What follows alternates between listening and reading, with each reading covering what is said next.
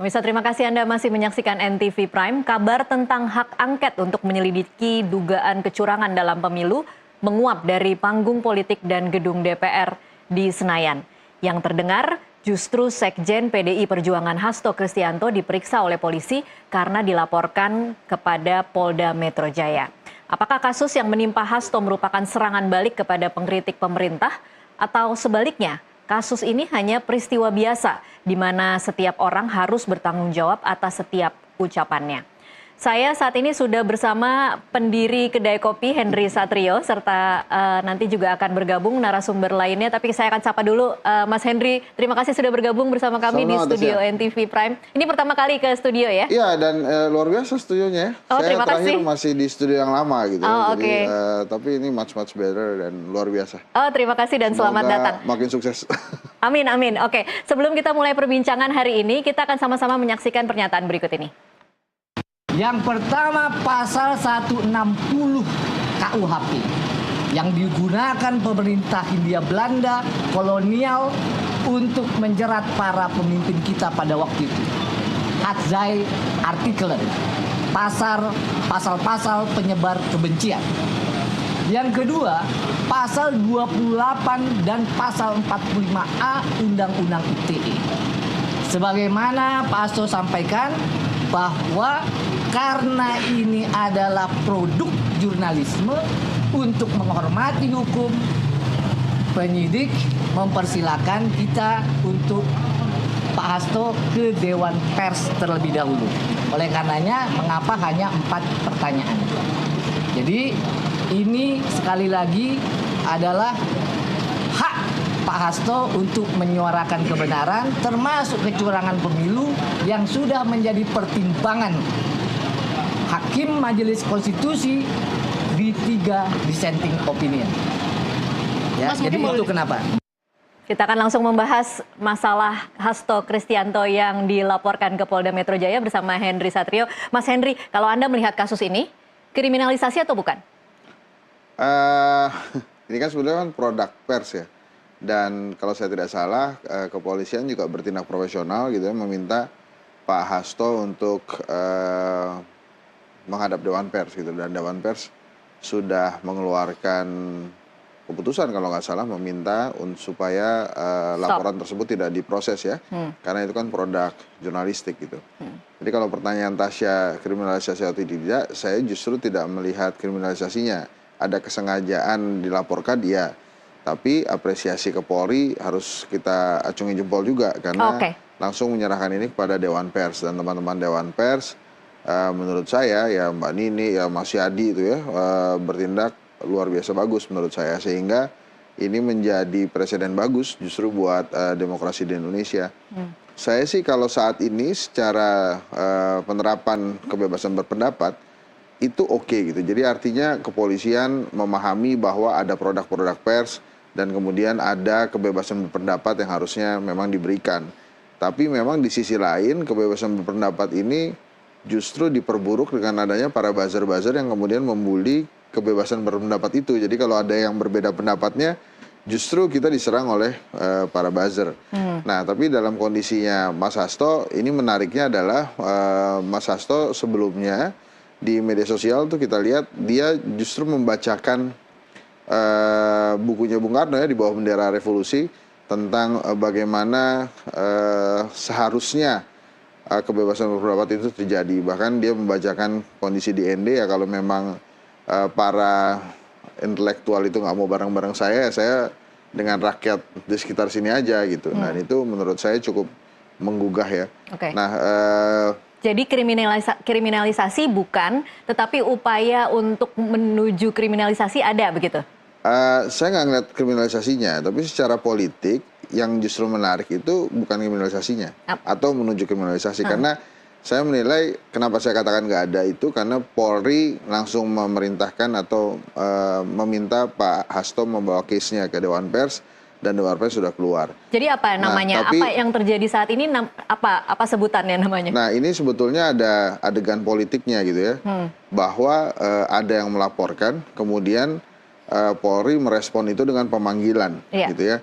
Nah dalam politik pemanggilan seorang sekjen partai politik itu bukan hal yang biasa-biasa aja. Iya. Jadi ini merupakan kejadian politik yang harus ditelaah secara politik juga. Oke. Kenapa kemudian Sekjen Hasto yang dipanggil gitu ya, dipermasalahkan komentarnya, padahal itu adalah produk pers dan sempat ada pemanggilan. Jadi ini tuh seperti message juga gitu ya, bahwa hati-hati juga para sekjen partai politik yang lain pada saat berkomentar di media.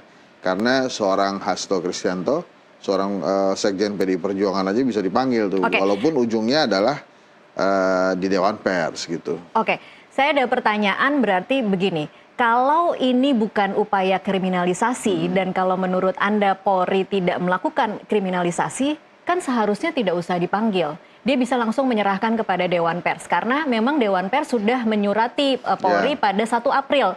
Mengapa ada pemanggilan? Nah itu biar ahli hukum aja yang bicaranya, tapi secara politik saya menilainya memang ada kejadian politik yang sedang di-create di sini gitu ya, bahwa ada pemanggilan seorang sekjen dan mungkin saja itu adalah bahasanya bahwa sekjen partai politik yang lain juga harus berhati-hati kalau jadi narasumber gitu. Itu kejadian politik. Pertanyaan keduanya, Hasto juga tidak perlu hadir kan sebenarnya? Sebetulnya enggak, tapi kan dia sudah mengatakan bahwa saya sebagai warga negara, saya datang nih untuk memenuhi panggilan. Jadi menurut saya Hastonya perlu diacungi jempol juga.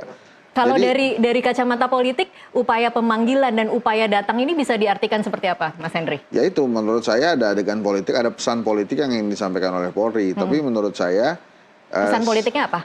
Ya itu, jangan hati-hati kalau bicara di media. Bicara di media gitu. Ini sekjennya PDI Perjuangan aja bisa saya panggil, walaupun kemudian kejadiannya kan lurus lagi gitu, lurus lagi. Diserahkan ke Dewan Pers. Kalau Mbak Tasya bilang ini kriminalisasi, belum selesai kasusnya Hasto kan. Nah ini setelah dilimpahkan ke Dewan Pers dan kemudian Dewan Pers meminta bahwa tidak perlu dilanjutkan prosesnya, harusnya sih sudah selesai ya. Tapi ya kita tunggu saja. Tapi pesannya sudah sampai ya? Pesannya sudah sampai untuk sekjen-sekjen lain? Untuk para sekjen partai politik lain. Untuk partai politik lain. Untuk narasumber juga? Oh iya, untuk semua kan. Untuk semua untuk semua gitu kan. Tapi ya ini wabil khususnya kelihatannya sekjen parpol ya. Dan kemudian yang mungkin berancang-ancang ingin berada di luar pemerintahan gitu ya. Jadi itu menurut saya. Dan Tasya betul, harusnya memang Pak Hasto juga sebelumnya nggak perlu datang, tapi kemudian dia atau datang. Memanfaatkan panggung juga hari ini. Iya nggak juga. Tasya juga betul. Harusnya kalau memang itu awalnya Dewan Pers ya nggak usah diproses gitu. Jadi artinya memang kalau saya berkesimpulannya case-nya Mas Hasto ini lebih ke more politics than law gitu ya. Jadi lebih ke drama politiknya dibandingkan dengan hukum. Tapi menurut saya end up-nya gitu ya, akhirnya ini semuanya bertindak profesional. Jadi artinya Polri juga bertindak profesional, kemudian Dewan Pers juga cepat mengambil kasus itu secara profesional, sehingga menurut saya sih sekarang yang ditunggu oleh masyarakat dan pastinya Pak Hasto juga menunggu itu adalah keputusan dari Polri sendiri, apakah kemudian memang laporannya dihentikan atau tidak. Tapi itu masuknya ranah hukum, tuh saya kurang paham tuh, nanti saya salah ngomong. Oke. Sekarang masuk ke substansi sedikit. Apa yang dikatakan oleh Hasto di 2 stasiun TV itu, menurut Anda ada yang salah tidak? Ya itu kan sebetulnya enggak ya, karena dia hanya menyampaikan apa yang disampaikan oleh Hakim MK di dissenting opinion kemarin gitu. Jadi catatan sejarah itu sebetulnya dissenting opinion MK, dan itu membuat kejadian-kejadian, dugaan-dugaan pada saat pemilu yang dianggap ada hal-hal yang tidak biasa dalam pemilu itu akhirnya memang disebutkan oleh hakim sebagai dissenting opinion. Makanya kemudian sangat wajar kalau dissenting opinion itu kemudian terus-menerus disuarakan. Gitu. Kita kan tidak tahu siapa Hendra dan Bayu Setiawan ini, Mas Henry. Sampai hari ini juga nggak tahu kita. Kita tidak tahu ya siapa Hendra dan Bayu Setiawan ini.